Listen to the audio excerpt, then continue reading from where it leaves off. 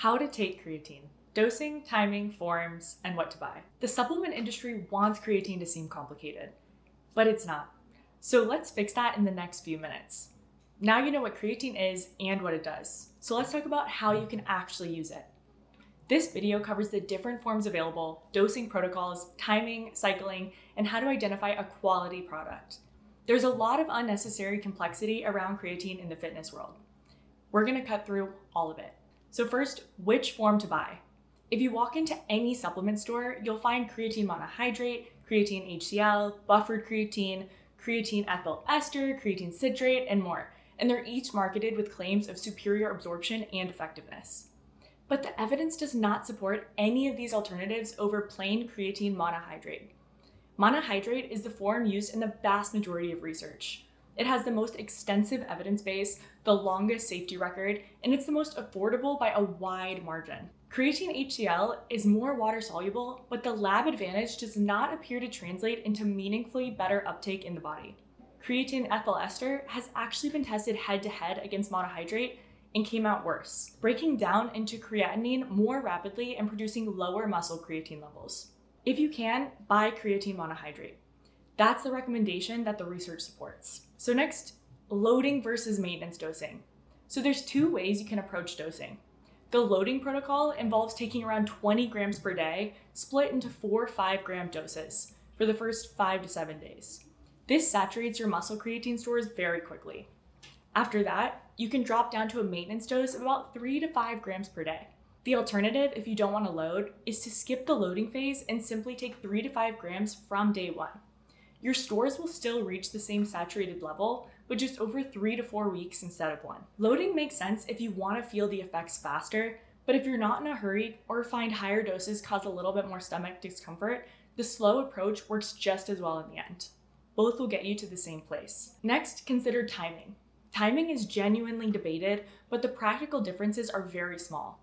Some research suggests taking creatine close to your workout, like before or after, may offer a modest edge against taking it at a completely unrelated time per day.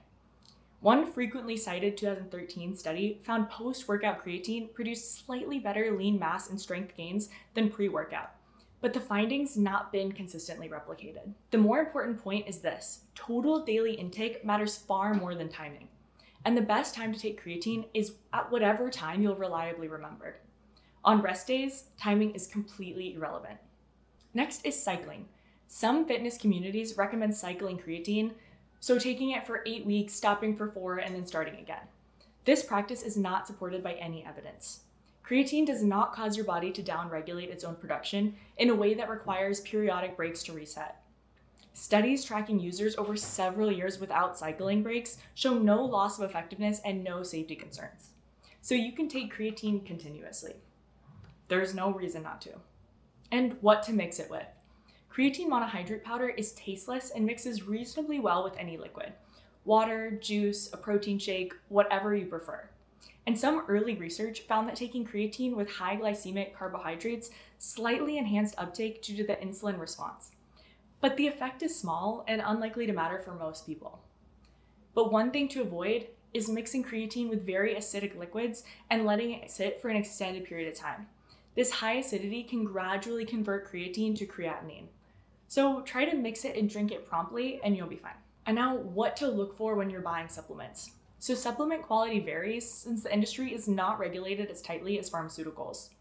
Third-party testing is the most important thing to look for. Certifications from organizations like Informed Sport, NSF Certified for Sport, or tested at Subco indicate the product has been independently verified to contain what the labels claim at the stated dose without contaminants.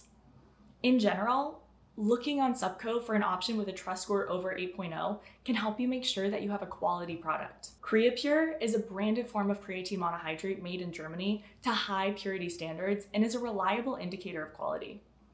Avoid products with large proprietary blends that obscure the actual creatine dose or that make dramatic claims about being superior to monohydrate without referencing peer-reviewed research. So to summarize, buy creatine monohydrate from a third-party tested brand and take at least 5 grams per day. Loading is optional, timing matters less than consistency, and there's no need to cycle. Next, in our final video, we address the safety concerns and myths that follow creatine around, kidneys, dehydration, hair loss, and more.